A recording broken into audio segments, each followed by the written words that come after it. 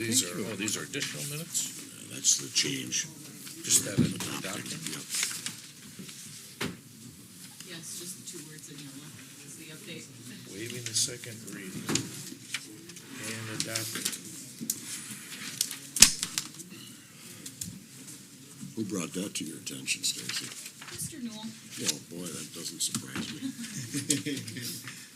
2 words.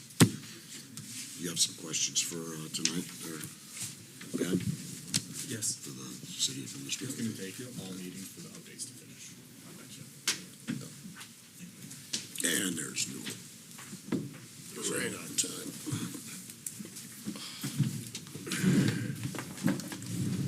Hello, Newell. Is it brighter in here? It is now. Ever since you came, yeah. Oh, that wasn't good. Once you get situated, we'll get started. We'll give Stacy this.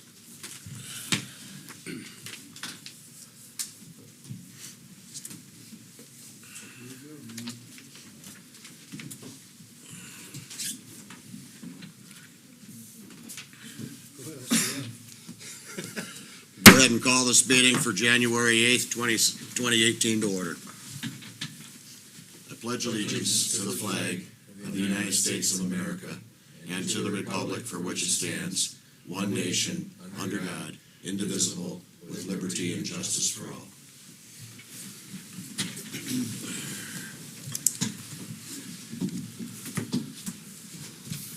Good evening, everybody. Nice to see you. Look for an approval of the agenda. So move. Is there a second? Second. Any discussion? Hearing none, all in favor? Aye. Any opposed? Motion's carried. We do not have any presentations tonight. We'll now move down into consent agenda, and with that, I'll turn that over to our city administrator. Mayor Haig, members of the city council. I'll turn my mic on and I'll remind everybody to turn theirs on too. So we're going to change up the format a little bit. I'm going to go through in light detail about what's on the consent agenda to kind of address any questions that council may have beforehand. So something new for the new year. We'll see how it goes. Approval of minutes. There are revised minutes in front of you. Those changes are highlighted. The approval of disbursements is through today, January 8th, 2018. Item C on the consent agenda is an animal control memo of understanding with Carver County. Essentially what this is a oversight of our vendor, Critter Getter, and to make sure that they're following humane laws, things like that, as far as their facilities and their best practices go. That is recommended for approval. We have a Housing and Redevelopment Authority reappointment. One thing I want to clarify is that is actually a 5-year term. I think in the packet it said 3 years.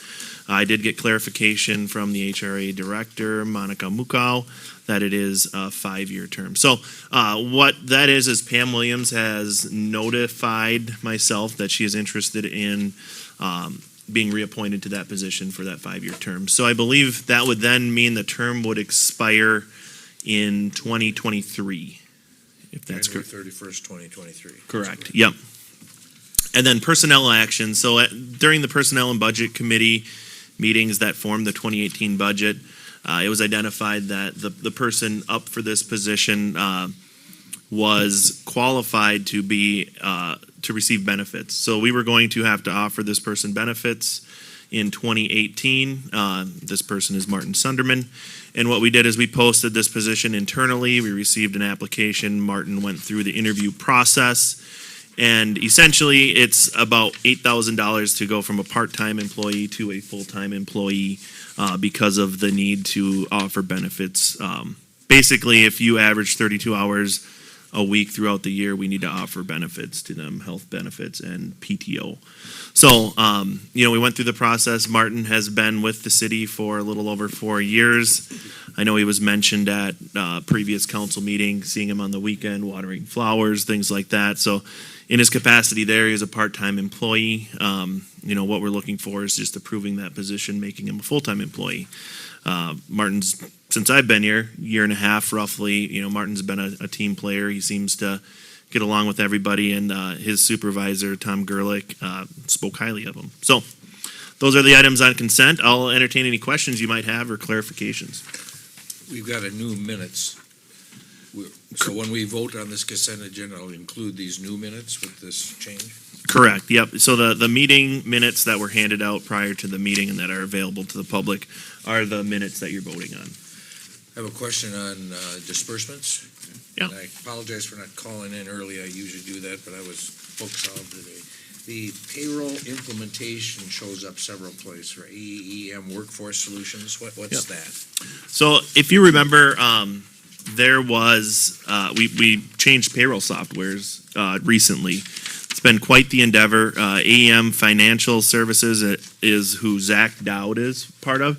AEM Workforce Solutions is who Ann Dickey is through, and she's the one doing payroll. So there was an implementation cost, and the reason why you see it multiple times in the disbursements is because we split that among multiple departments. So it's not that we got charged a bunch of different times or we made a mistake. It's because we split it up, because everybody receives payroll. Okay. And I have a question on the animal control one. It says there is no cost to the city for the service. My question is, how can that be? I mean, seriously, how can that be? How Well, we does- still pay critter getter. I know, but they're providing this extra training service and guidance and so forth for no cost. How Well, is that? It is actually the Carver County Humane Society that is providing this service, we'll call it. And it's essentially to make sure that animals are treated fairly in Critter Getters facilities. I know that they do annual inspections and they get licensed annually, but this is just another step for them to do this. So So they're nonprofit? um, Volunteers? the Carver County Humane Society, I believe, is a nonprofit. So, yeah, there is no cost. That was something that I wanted to make sure, and I talked to Chief Kelly about, just to make sure that this had no impact. It's something that PDs in the region are doing just to make sure that there aren't any issues with animal treatment. Who else does the city of Sueur do payroll things for? We currently do payroll for the HRA, MVRT, Minnesota River Valley Transit, and Youth Opportunities. Do we break out cost for them as well? We do charge each entity, I believe, $500 per month to do payroll services. So we charge $500, MRVT, we charge $500, and what's the other one? HRA, $500 per month. We charge Youth Opportunities $500 a month. Correct. They have one employee. They have part-time employees, instructors, things like that. Yeah, So there's okay. actually, probably 6 people in our payroll system that we manage for Yo. Okay. Any additional questions? If not, I'll go ahead and entertain a motion to accept the consent agenda. So move. Is there a second? Second. Any additional discussion? All in favor? Aye. Any opposed? Motion's carried. We now move on to our public comment. I don't believe I saw a sheet. Is there anybody from the audience that would like to go ahead and address City Council? Okay, we'll go ahead and entertain a motion to go ahead and close public comment portion. So moved. Is there a second? I was second. Any discussion? Public comment is now closed. We now get into the regular portion of our meeting tonight. First thing on the docket is 8 Alpha, which is the purchase of land at 811 Commerce Street North. Mayor Hague, members of the City Council, before you is an item related to a parcel. Community Development Director Samantha DiMaggio is here, and she can give this presentation. So, Good evening. Hello, Ms. DiMaggio. How are you this fine evening? Good, how are all of you? Doing just wonderful. This evening, I'm here to ask for permission to acquire 811 Commerce Street North. This was brought to you just a few months ago by City Administrator Krugel. This was a parcel that we had acquired to do a realignment of Second Street. We actually never used that parcel. We never went all the way to that end of Second Street. So since we didn't use the parcel for what it was used for, we did convey it back to the state of Minnesota. You did that via resolution at your meeting. So I've sent all that information back to the state of Minnesota. We would now like to acquire that parcel to have it be a part of our parcel. So you can see on the map, we do own the adjacent parcels. So my hope is that you will give me permission to acquire this parcel from Sueur County. It will then make one full half block. I would think it's about a half block. And then the intention is to sell it all as one piece. So I'm asking you for the funds right now in hopes that I can sell it in the near future as one large parcel. Any questions from anyone? I'll go ahead and entertain a motion to go ahead and accept PID 21.9990370 811 Commerce Street North. So move. Is there a second? Second. Any additional discussion? Hearing none, all in favor? Aye. Any opposed? Motion's carried. Thank you. You're welcome. Now move on to line item 8 Bravo, which is the Consider Planning Commission appointment. Mayor Hague, members of the City Council, we do have 2 vacancies on the Planning Commission at this time. We have received 1 application. Ryan Sueur has applied to be on the Planning Commission. Ryan actually came in today and had a lengthy conversation with Sam about the Planning Commission, and Sam gave him a nice little packet of information. So he seems like he's willing to participate and dedicate his time to being on the Planning Commission. His application has been attached to the agenda packet. So take a look at it. Officially, the city or the mayor appoints the Planning Commission members, but I think starting when Mayor Hague took office in 2017, he kind of would like to have a discussion about potential candidates for this type of thing. So with that, I'll turn it over to Mayor Hague or entertain any questions that you may have. Any questions? Entertain a motion to go ahead and accept Ryan Sueur on our Planning Commission. So move. Is there a second? Any discussion? Hearing none, all in favor? Who's the Did you second? get one? I'm sorry, Was there a second? No. is there a second? I'll second that. Okay, I'm sorry, I thought I saw that you did it. All right. Any discussion? Not coming out the way I wanted to. Okay, hearing none, all in favor? Aye. Any opposed? Motion's carried.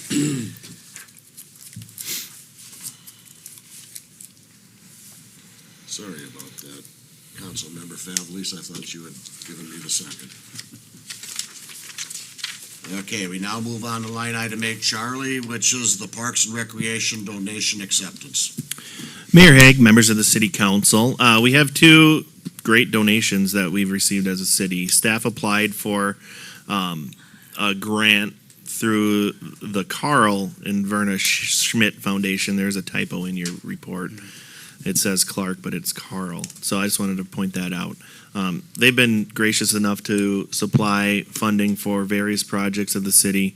In the past, if you remember last year, they did the outdoor ice rink concrete. So they donated some money for that. So we received a donation from them for $4,000 that should be attributed to the dog park that is proposed along Kingsway Drive. Staff also received a $2,000 donation from a community center member, Barbara Olson. She donated $2,000 with the idea that it could be used to purchase some equipment, things like benches, bike racks, things like that associated with the outdoor pool concrete slab that is proposed to occur in 2018 that would go from the parking lot to the outdoor pool. So just some amenities for that area to make it more conducive for people to bike to the pool, wait out in that area. So these types of donations are great for the city. They help drive these projects. They show community support, unifies the city on some of these projects that might be tougher to fund. So it's a good thing, and staff is very gracious for these types of donations. So what we like to do is just point it out, thank them officially, and then officially accept the donation from by City Council. So with that, I'll entertain any questions you may have. Is there a tally for how much been donated to the dog park so far, or is this the beginning of it? Well, there is a tally. Let's see if I can rattle it off the top of my head. But yeah, there is a tally for the dog park. We've received $4,000 from Carl and Verna Schmidt. Rotary and Lions have both donated $10,000 apiece, so that's $24,000. I believe the city has put forward $25,000 in their capital improvement plan for the dog park. And I'm trying to think, I know that there are some grants out right now. Treasures in Town has a grant application, and I believe some of the local vets have been contacted too. So there's still more potential donations, but I think we're getting pretty close to what we need to do a full build out of the park. Okay, thank you. Well, on behalf of the city council and the citizens of Sueur, we'd like to certainly thank the Carl and Verna Schmidt Foundation and also Barbara Olson for their generous contributions. And with that, I'd go ahead and entertain a motion to go ahead and accept these most generous gifts for our community. So moved. Is there a second? I'll second. Any additional discussion? Hearing none, all in favor? Aye. Any opposed? Motion's carried. Now move on to 8 Delta, which is the 2018 Court Administration Services Joint Powers Agreement. And there's 5 particular items here that represent joint power agreements and amendments, and I'm guessing that we're going to turn this over to our city attorney. Yeah, so before you are some agreements that essentially need to be executed in order for us to perform our duties as a police department, as a prosecuting attorney. With that, I'll turn that over to Todd Coriel, or City Attorney Coriel, and he can describe them or answer any questions that City Council may have. Sure. Just very, very briefly, these documents, these joint powers agreements are related to the sharing of criminal information and court administration information between the Bureau of Criminal Apprehension, court administration, law enforcement here in town, and my office. It regulates their privacy, their lawful use, and there's minimal costs. It's about the same as it's been for a lot of years. We have these in place up until the first of the year, and the BCA sent out the request for renewal on all of these agreements, and they provided all of these for the council to consider. So there are resolutions in the file that have been provided. We just ask that you consider them, and I would recommend their approval. So just to clarify, this is an annual thing that get renewed, or there's periodically it gets renewed? Periodically. Okay. So It doesn't come up every year. Okay. It was really interesting reading. You say so. Yeah, I didn't recognize it from last year, so I'm guessing it's probably been a couple of years since this has been something that's been requested of us. You know, I don't recall the last time they asked for updates. We just typically try to oblige so that the sharing of information, which is pretty critical to law enforcement and myself here locally, is done freely without any major burdens or obstacles. Can a motion be made to go ahead and, just a point of order here, can a motion be made to go ahead and accept all 3 JPAs and the 2 amendments all in one motion, or they have to be separated out? I think that's fine. Okay. If you want to do them all at once, that's up to you, Mr. Mayor, but you could certainly approve the packet and all of the resolutions and agreements in it if you wanted to save time. Okay. That would be fine. Thank you. With that said, I'll go ahead and entertain a motion then to go ahead and accept the packet as given to us for the 3 joint powers agreements and the 2 amendments that we've all had the opportunity to go ahead and study. So moved. Is there a second? I will second. Okay. Any additional discussion? To be clear, I think we're approving them rather than accepting them. Approving? I believe, is that correct? That's correct. Okay, thank you for the clarification. Any additional discussion? Hearing none, all in favor? Aye. Any opposed? The motion is carried. Also this one. Huh? Also this one.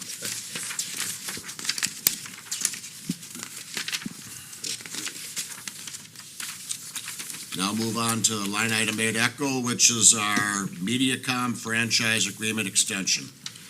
Mayor Hague, members of the city council, I believe this is the second time that I'm requesting city council approve an extension for our current MediaCom franchise agreement.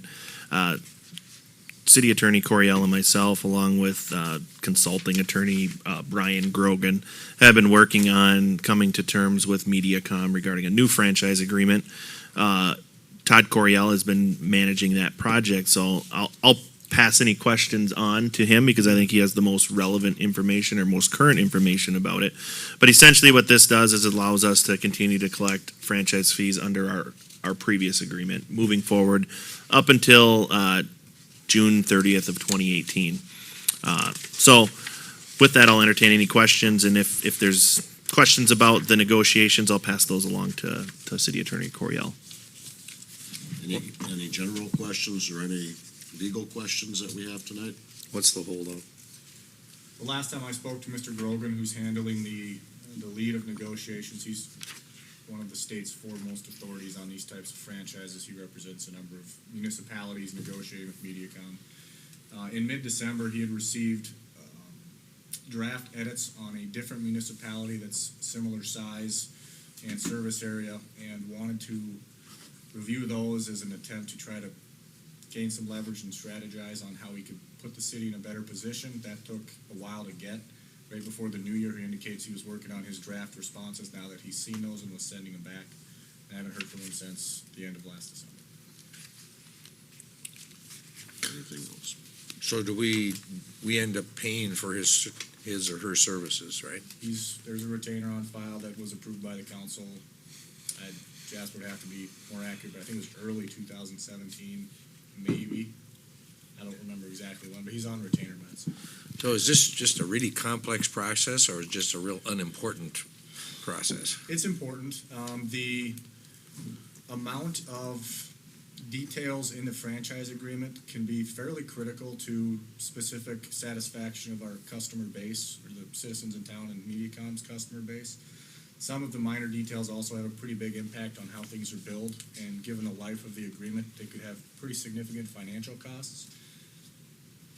So it is important. I frankly can't speak to it exactly why it wasn't done a while ago, but this is where we're at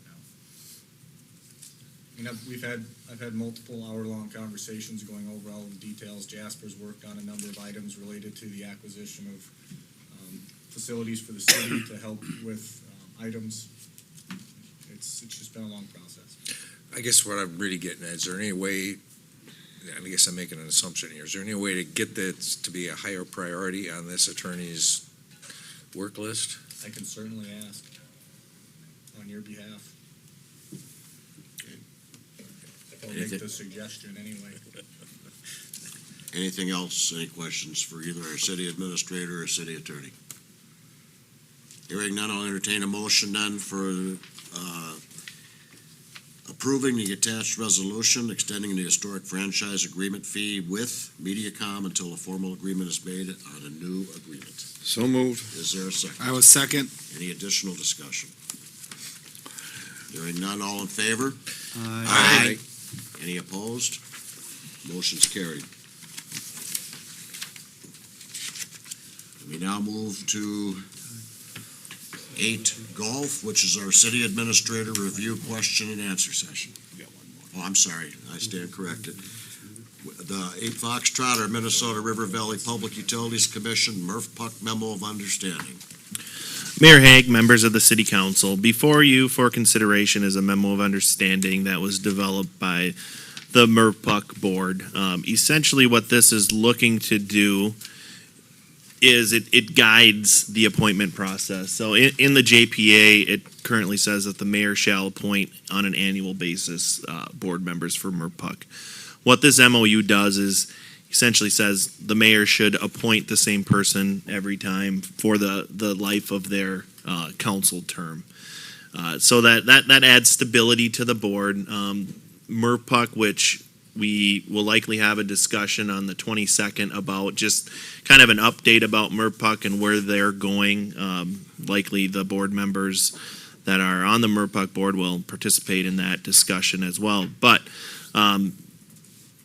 moving forward, they would like to hire their own employees. So creating an atmosphere where a manager or an executive director, where it's more conducive for them to stay and more stable is important to be able to attract and recruit people that could fit that position. So this memo of understanding is also going to the Henderson City Council as written.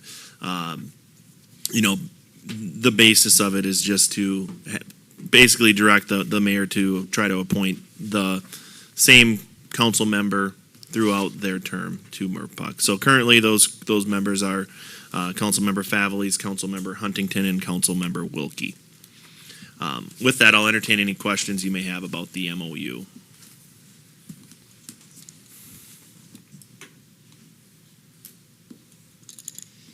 Hearing no questions, is there a motion to go ahead and accept the memo of understanding between the city of Henderson and the city of Sueur for stability for the MRPUC appointments? So move. Is there a second?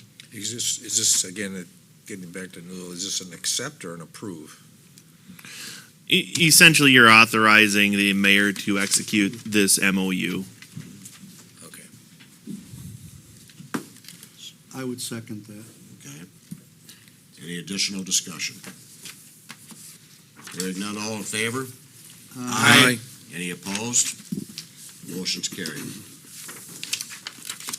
Now we move on to our final item, 8 golf, which is the city administrator review question and answer session.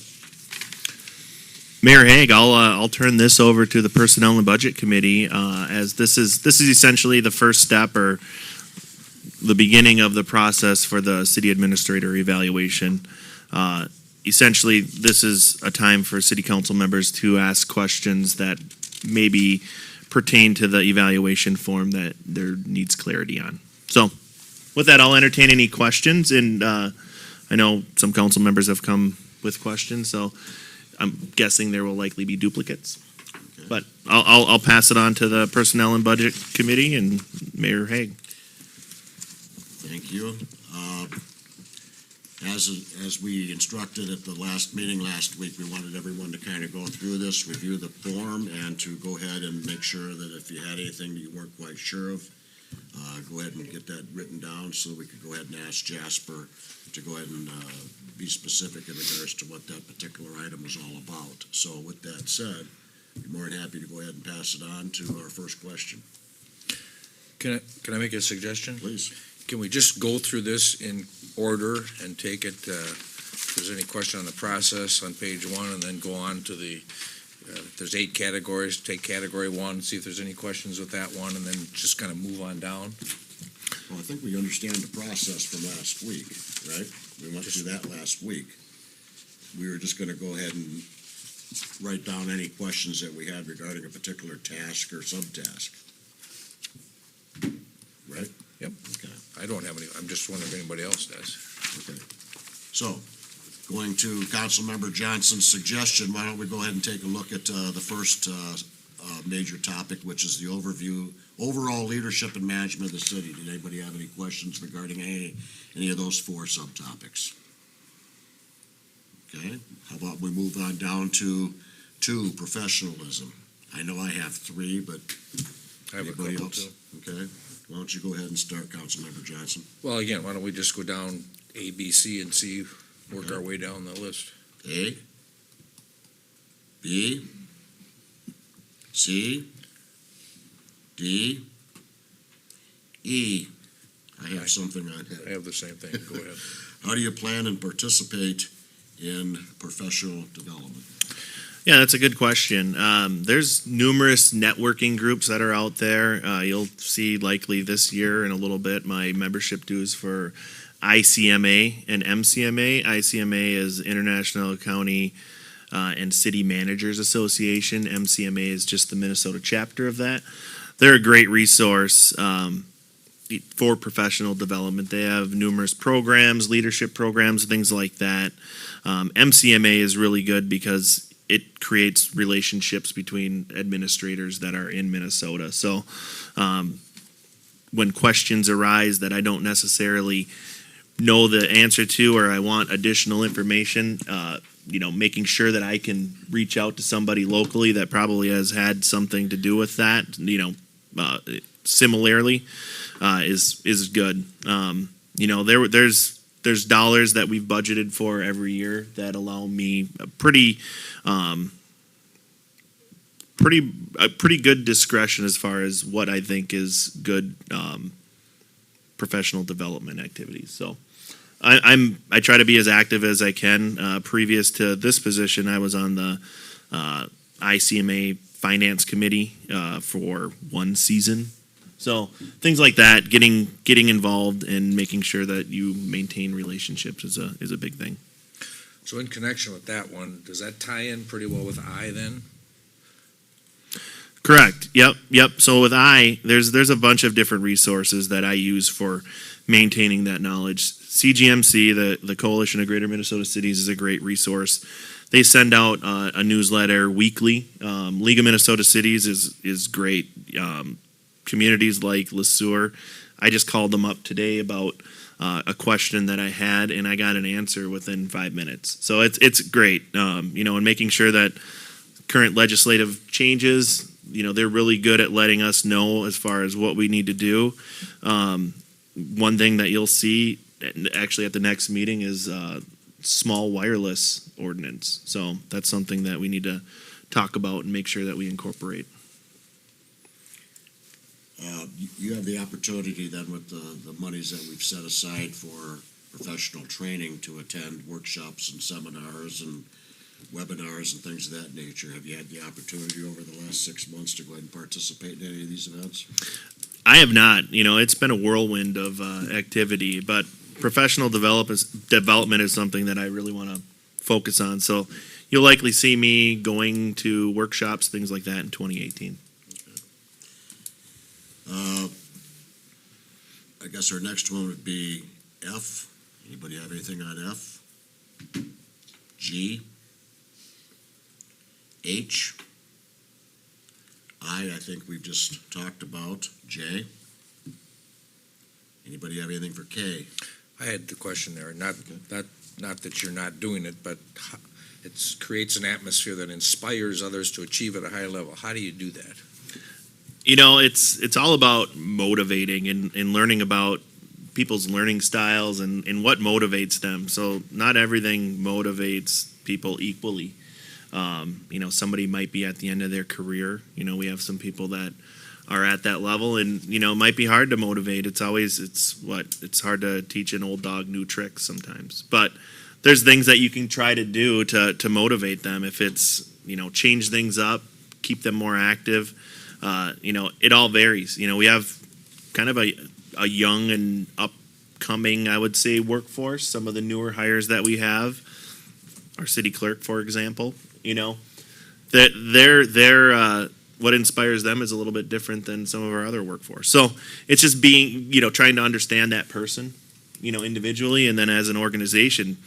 I think I've had this conversation with personnel and budget. I want to make sure that we have an environment that's conducive for recruitment and retainment of the employees that we want. So, making sure that that's known, and it kind of starts at the city council level too. If there's the atmosphere for that to occur, then that kind of trickles down as well.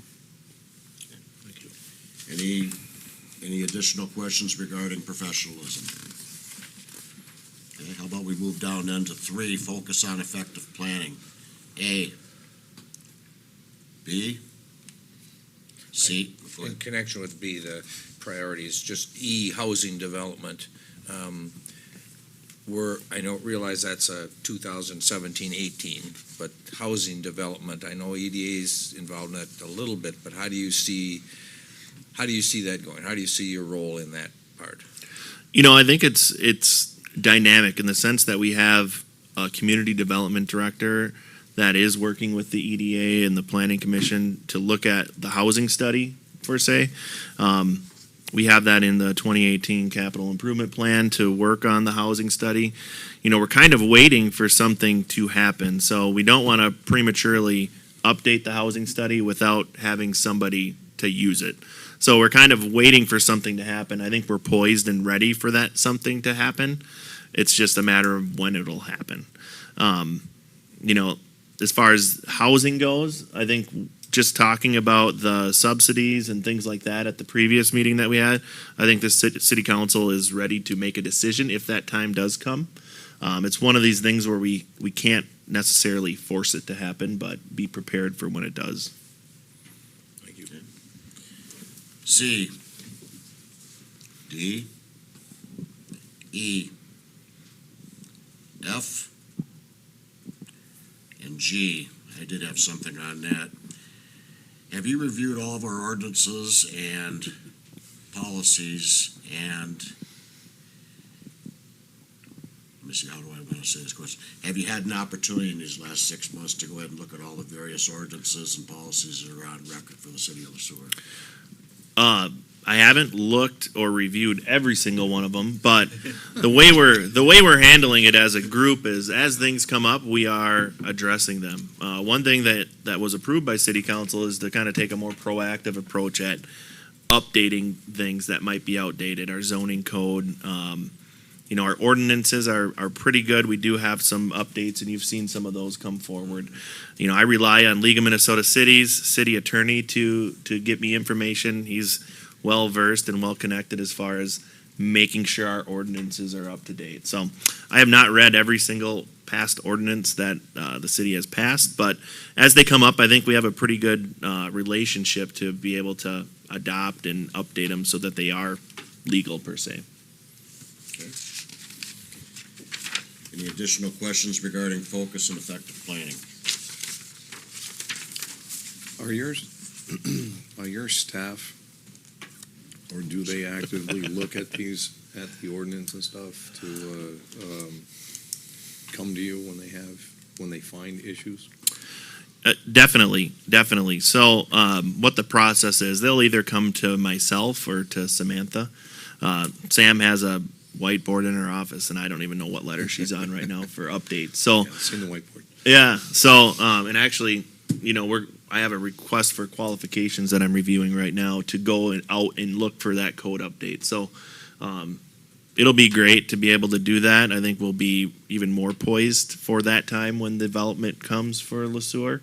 We want to make sure that we're not scrambling when, let's say, somebody wants to come in and have a brew house or a wine bar or something like that. We're gonna make sure that that's incorporated into those things. So those have been brought up. It's just a process of going through it.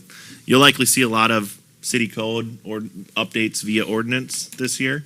Once we get some feedback from whoever is our consultant for that city code update. Okay. Anything else? How about number 4, recruitment, training, and supervision of personnel? Start off with A,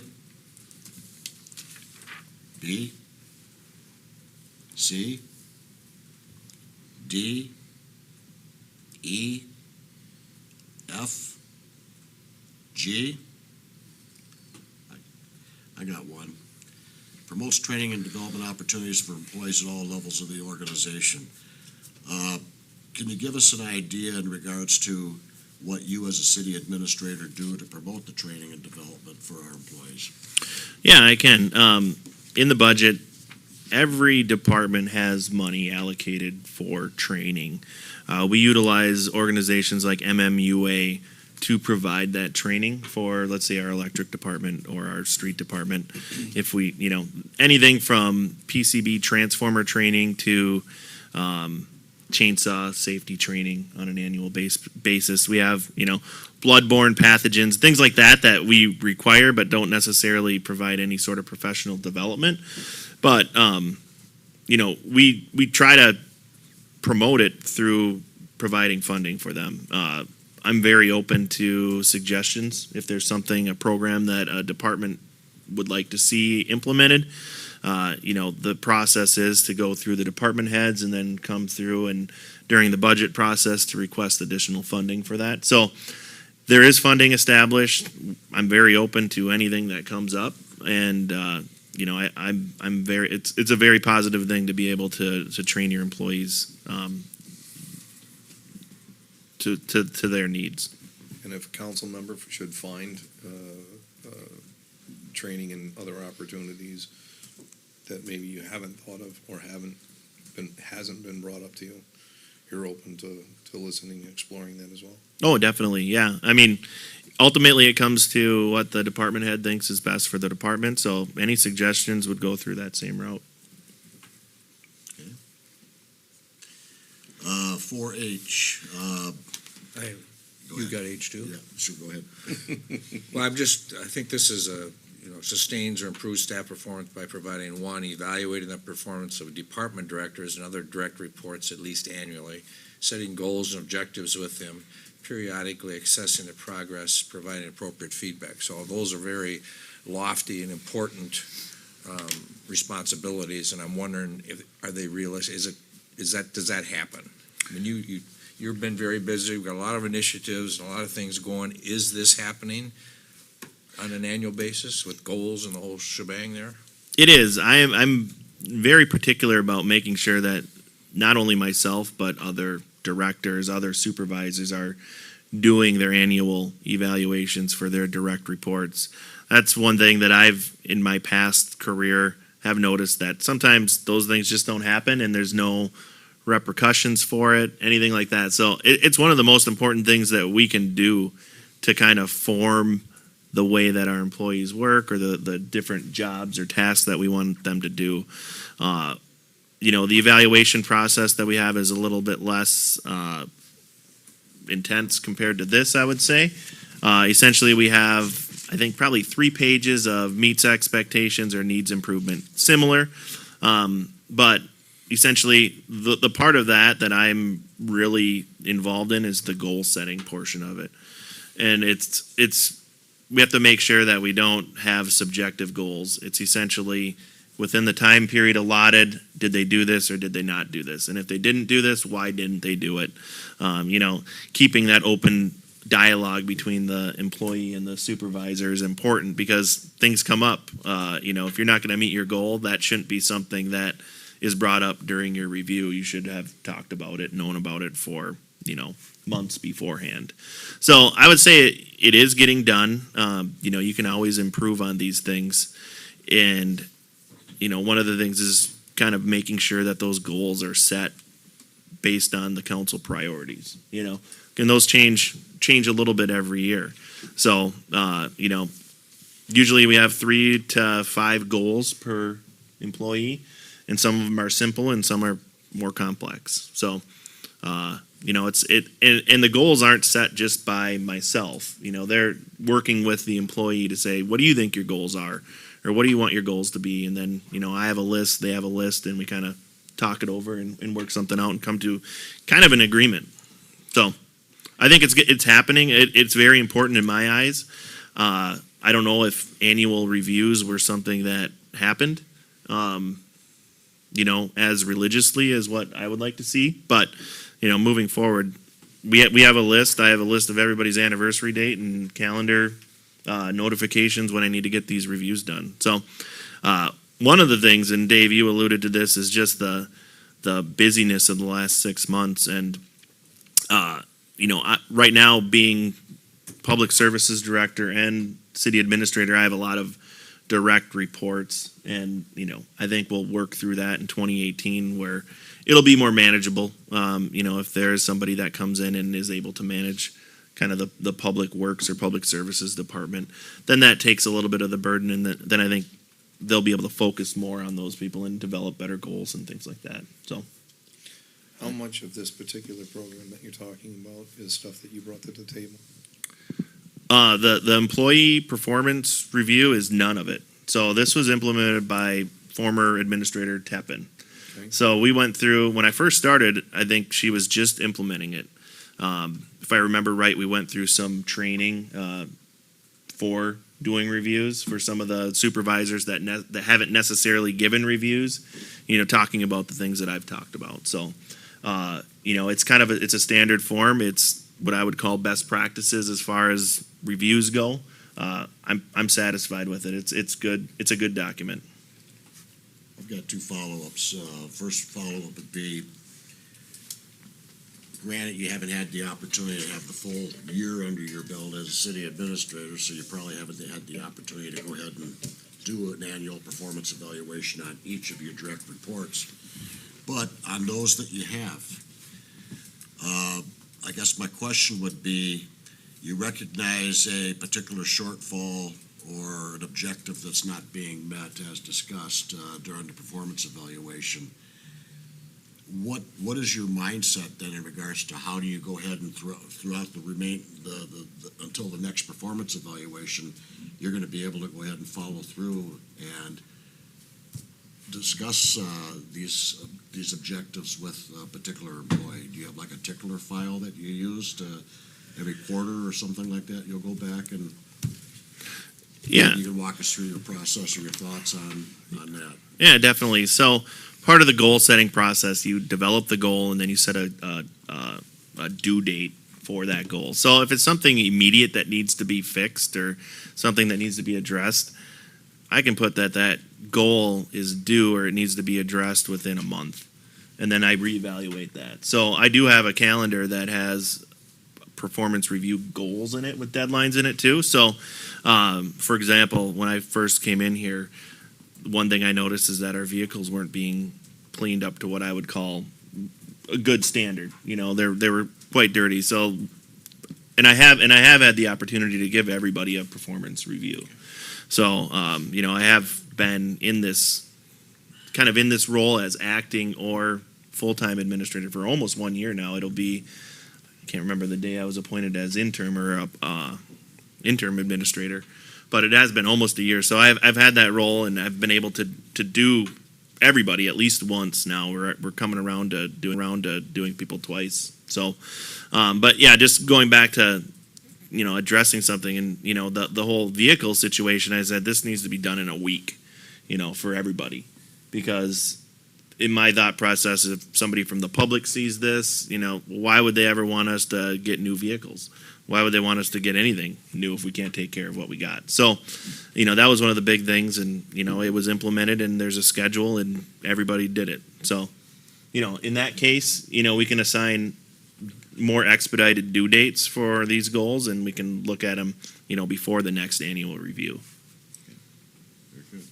Anybody else have any questions? How about I? Yeah. Aye.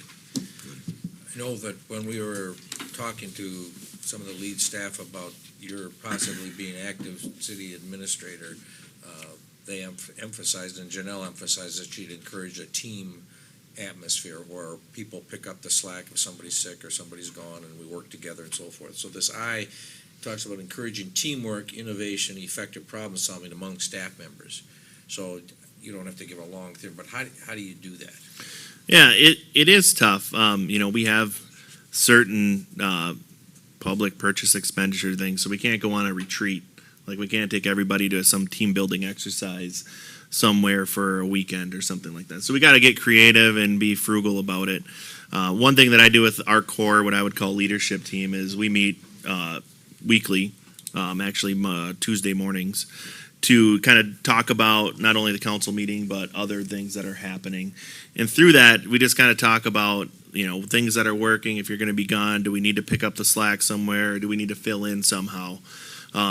You know, I hope in 2018 we can do more things as a group, you know, because I think it's kind of encouraging that teamwork. One thing that I did that I don't know if it's been done before, but for kind of a holiday little get together for staff, like all staff and their families were invited, and they came out, and we got a few people. It's the holidays, so we didn't get that many, but you know, I think that was good, and it's kind of just trying to boost the morale of everybody, you know, and kind of get that culture of, you know, we're just kind of that silo culture, you know, try to get everybody to work together and you know, feel comfortable. So like, somebody has an idea, you need to be comfortable with your supervisor to tell them that idea, you know, and making sure that those relationships grow. Thank you. Anything else for recruitment, training, and supervision of personnel? What is your opinion of the culture since you've been here? Honestly, I think it's getting better. You know, whenever there's turnover and instability, you know, in the city administrator position, when every time you get somebody new, it's kind of like everybody kind of seizes up a little bit and they're like very cautious. I think that's kind of getting wore off. I think people are getting familiar with my management style. I think my direct reports, the leadership team is getting familiar and acquainted with my leadership style. So I think everything's going well. I think I have good relationships. I feel that any employee they feel like they can come up and talk to me. So that's a big thing for me, is just to make sure that everybody feels comfortable. So I think it's getting better. I think there's always improvement there. And there's other things that make, morale dynamic within an organization. Ultimately, you get a chance to talk with everybody throughout the course of the year. Pretty much. I would say not through this review process, but, we're a smaller group, 38, 39 FTEs. I've had conversations with every single one of them. And have you had an opportunity to go ahead and at least sit in on one of your direct reports on how well they do a performance evaluation on one of their subordinates? Yeah, so part of this deal is the way the process works is that the supervisor has to sign off on all the reviews too. So I make sure that those goals are set up and they're adequate and they're not just some really easy goals. I want to make sure that there's something that is of substance there. So definitely. Thank you. We'll move on to 5 then, development and implementation of policies. A, B, C, D. We'll move on to item 6, development and monitoring of budget. A, B, C. 7, facilitation of council relations. A, B, C, D, E, F, G. 8, public engagement and interagency cooperation. A, B. B. Can you give examples of representing the city at meetings and official functions? Just to give us I don't need a big list, just an example. Yeah, an example would be annual township meetings. I'm planning on going to the Ottawa Township meeting in March, I believe. It's the last Wednesday of the month.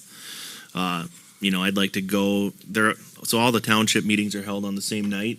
So I can't go to every single one, but kind of make my rotation around the townships just to make sure that we have relationships with them. I actually went and talked to Ottawa Township today about the annexation of the 737 Kingsway. It was a great conversation, and I was glad I went because we talked about the annexation for about 5 minutes and then 45 minutes about all kinds of other stuff. So, that would be one of them. What's one that you wouldn't miss that comes up, but more of a periodic one that's you really prioritize high? Well, there's an intergovernmental meeting, so a lot of times the state representatives, the county, and the cities within a region all meet. That would be a good one to not miss. C, D. Go ahead. So I just had one question. For D, it says seeks opportunities to interact with and get to know community members and also business owners. Can you talk about how you have had the chance to do that? Yeah, it's just getting out, walking around town, talking to businesses, and I'll admit that I'm probably biased to businesses around City Hall. I could do a better job of getting up on top of the hill and talking to some of those people, but I have. I've talked to Interstate Lumber, I've been up to Napa, but some of those other businesses up there, it'd be great to meet with them. I'll kind of say, well, we have Samantha DiMaggio as the community development director, and that's one of her biggest things is to be able to go out and meet these people. But it's important for myself to get out there and talk to people and grow these relationships. I just think of Mickey Smith and meeting him and talking to him every time seems like every time I walk by his building, he's there and he's waving and So it's good. The relationships that I have built have been good. I feel like I have a good rapport. I feel like they're comfortable with talking to me if they need to. So, it's always something that you got to continue to work on. And, sometimes it might be a little bit more than just walking around downtown and trying to run into people. It might be something where I have to set up meetings, but I feel like the community is starting to get to know me. And if there is something that they want to talk about directly with the city administrator, I've taken numerous meetings where people have come in and said, hey, I just wanted to meet you, wanted to talk about this item. So it's good, but it's always something that can get better. You were talking about, excuse me, in my voice. You were talking that 2018, you were hoping that, or you're looking for some changes to be able to happen that would make your schedule easier for this stuff. So I guess the question with that is what things would you change in your role with meeting people and with businesses if certain aspects of your schedule were able to be fixed? Yeah, I don't know if much would change as far as my desire to meet with community members and business owners. I don't think that if we do have a full build out, if we do hire a public services director, I don't think that means I'm going to be in my office just sitting there typing away on my computer every day. I think I still want to go out and interact with people and talk to them. It's one of the perks of being in this community and working in this community is being able to work with the community members, because I found that they're some of the most passionate people about local government. So I don't think if, let's say we hire everybody that's supposed to be hired, I don't think that'll change my desire or the opportunities to get to know business members or community members.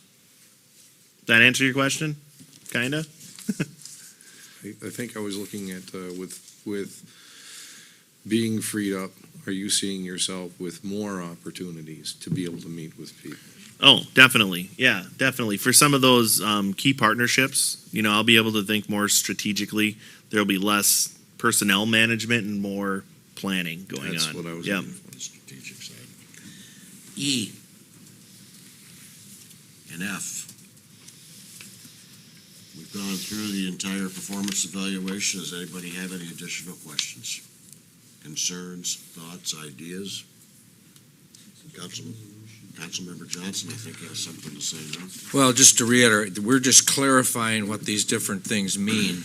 And now the next step here is for us to take the online version of this and go through it and check for each of the A, B, C, D under each category, check the meets expectations or needs improvement. And then down below under comments, give some specific feedback on if he's meeting expectations, or if he's over meeting expectation, cite that specifically. If you see there's something here that needs improvement, then list that. We got to do more than just put X's on here. We need to be specific and give him specific pluses and question marks or needs improvement areas, and take some time to do it and think through it. And I think it's, as Jasper mentioned, it's important when he works with his supervisors and department heads and employees, and they work with the people they supervise. It's a very important process, and he deserves our interest and devotion to doing this. So, and we need this to City Hall. It has to come through the computer. Is that right? Or do we? So I hope everybody received an electronic version. Stacy was able to get that done in very short order to be sent out. So appreciate that. But yeah, you can either send it directly back to Stacy. If you don't have a printer, you don't need to print it off. Stacy can handle them and compile them. Otherwise, if you want to print it off and drop it off at City Hall, you can do so by the end of the day on Tuesday, January 16th. And then they'll be compiled, and then on the next day, there's a Personnel and Budget Committee meeting where there will be an evaluation. Jasper, is this information, when we fill it out, is that public knowledge? I'll turn that over to Todd Coriel. I don't believe so. The performance evaluation themselves would typically be covered under data practices, and his personnel file would be considered private information. It's not discipline, it's just a performance evaluation. So as a component of the performance evaluation, I would say no. However, the summary of the performance evaluations have to be read at an open meeting, or the meetings have to be open at the request of the individual being evaluated. So let me further clarify. Our Personnel Budget Committee will receive the tabulations and your feedback and comments. We're going to put that into some kind of a form to share during a closed session of the January 22nd, our January 22nd meeting. And then that's a closed session. And then the record of that, those tabulations and so forth, that's still private. But we will come up with a summary to give the public a gist of what was accomplished there in a public meeting. But the worksheets themselves will not be, that's not public. But our summary of what's in the worksheets and what we discuss at the meeting on the 22nd will be.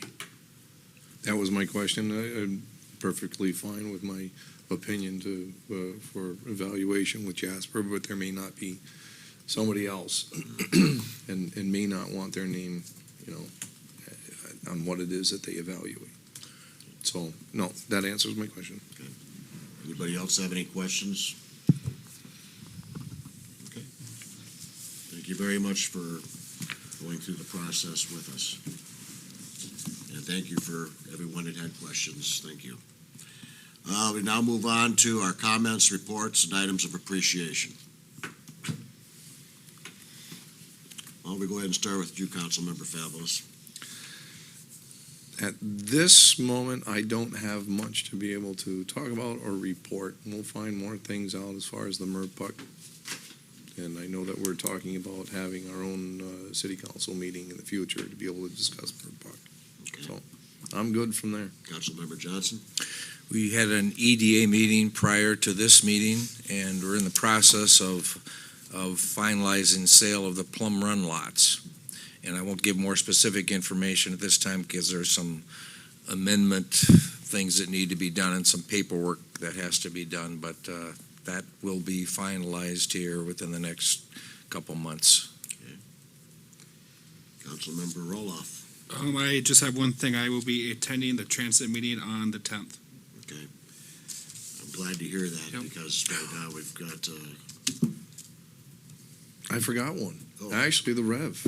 okay, yeah, I'm going to come back to you. Thank you for taking care of that, because as it is right now, Councilmember Wilkie will not be able to attend that, so thank you for taking the initiative to do that.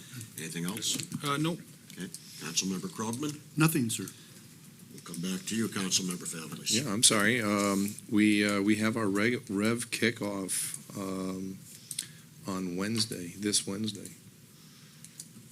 Better restate what Rev is. Yes, that is our entrepreneur program, which I think that we'll be adopting a name for that and so on. It's, big deal. That's this coming Wednesday? That is. It's a lunch meeting from 11:30 to 1. And we have our house mother is going to be here with us. Well, we have somebody from this regional organization that's had experience in helping other cities go through this entrepreneurial planning, and she's going to be here to help guide our champions team, which is basically the EDA. Okay. How about our city attorney, Mr. Sueur? Mother. Do not have anything for you. Okay, how about our city clerk, Ms. Lawrence? No. Okay. I'll entertain a motion then for adjournment. So move. Is there a second? Second. Any discussion? It's a good All idea. in favor? Aye. Any opposed? Motion's carried. Please